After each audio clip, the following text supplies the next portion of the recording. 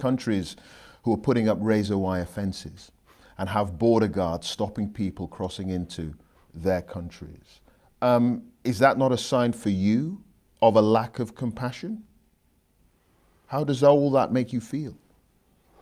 We have to look from a wider perspective. Their own economic condition, the country, I mean different country, some are more sort of what's the economically better situation, then they have the more ability to take more. Like I think Germany, I think wonderful.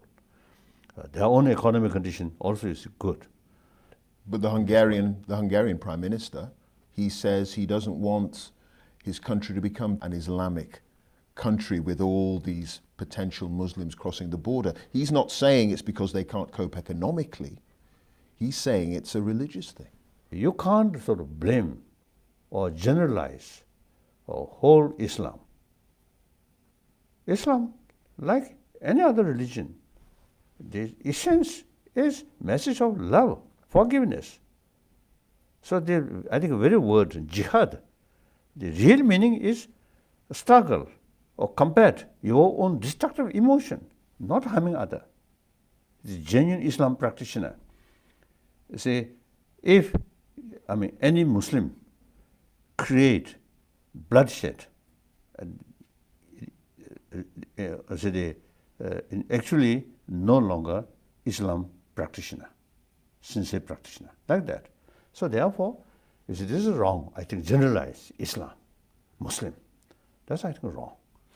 Do you believe, you've talked about the economic circumstances under which certain countries will want to take in some migrants and refugees. Germany is willing to take in hundreds of thousands every year. Britain says it's going to take in 20,000 over the next 5 years. Do you think Britain is doing enough? Is Britain showing enough compassion in your view? That's I think difficult to say. We have to sort of look various aspects. So in any way, just to see provide help to refugee is not sufficient. We must pay more serious attention how to bring peace in their own country. The problem between Shia and Sunni. These things, you see, they're unthinkable. Your message of nonviolence, of compassion, on a practical level, how can that resolve the situation in Syria when you have elements within the society there, particularly the Islamic State group, for whom it would be difficult to talk to in terms of trying to negotiate potentially a peace? That's right. We have to think seriously, long term. So this moment, the people, their emotion become out of control, then there's no room to talk. Lord Carey, the former Archbishop of Canterbury, a couple of weeks ago, he said there must be renewed military and diplomatic efforts to crush the twin menaces of Islamic State and Al-Qaeda. He's saying, make no mistake, force, airstrikes may have to be used. Now, this is a former spiritual leader saying that force needs to be used. What place does your message of compassion and tolerance have when you're dealing with the kinds of elements that are in Islamic State? Yes, one particular case, maybe this force is something necessary, but I think... You're saying force may be necessary? Yeah, particular case, possible. I'm a Buddhist. It's a Buddha's own sort of, the previous life sort of story. Mm-hmm. There are, you see, such sort of cases there. So you're saying force should be used, potentially, against Islamic State? No, I don't think. Unless you deal this problem non-violent way. Today, 1 bin Laden.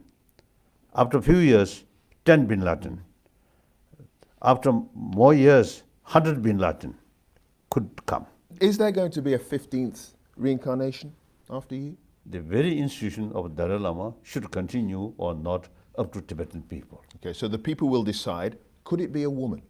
Yes, one occasion in Paris, one women's magazine, one reporter come to see me. I think more than 15 years ago. She asked me, any possibility female Dalai Lama? Then I mentioned, why not? The female had biologically more potential to show affection. And compassion. Or compassion, yes, compassion. Therefore, you see now today's world, a lot of troubled world, I think a female should take more important sort of role. You have been described as a religious rock star. I don't know. Okay, a religious rock star. Hmm. And you have lots of very famous friends.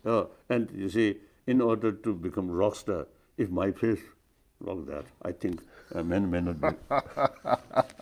Okay, so yes, we're agreed you're a very good-looking man. We're agreed on that. We're agreed on that. But the point is, there are lots of people who follow you who are not religious. Lots of young people, they follow you because of your sense of spirituality, but they're not religious themselves. Yes. Is that a good thing? My commitment on level of humanity, I'm not promoting religious belief. I'm promoting basic human value. So therefore, I think many non-believers, they agree, my view, they support my view. And then among the religious people, some of my Christian friends, describe me as a good Christian. Do you think you're a good Christian? I think as far as the aspect of practice of love or forgiveness, I'm a good Christian. And also I'm a good Muslim. Yeah. No problem. And a good Buddhist, obviously. Well, Your Holiness, thank you very much for speaking. Thank you. Thank